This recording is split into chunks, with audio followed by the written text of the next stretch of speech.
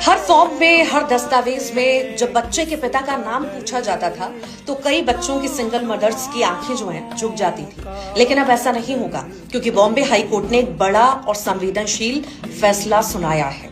Court ने कहा है कि जिस बच्चे को सिर्फ मां ने पाला है, उसकी पहचान भी मां से ही होगी।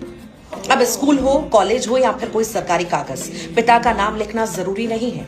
ये लड़ाई एक 12 साल की बच्ची ने लड़ी है जो अपनी मां का सरनेम चाहती थी, और कोर्ट ने कहा यह उसका हक है, कोई एहसान नहीं है। सिर्फ पिता के नाम से पहचान तय करना एक पुरानी सोच है जिसे बदलने का वक्त आ गया है।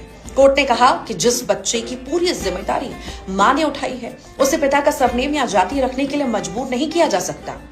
डेवलप समाज ये तय नहीं कर सकता कि बच्चे की पहचान उस पिता से जुड़े जो उसकी जिंदगी में मौजूद ही नहीं है।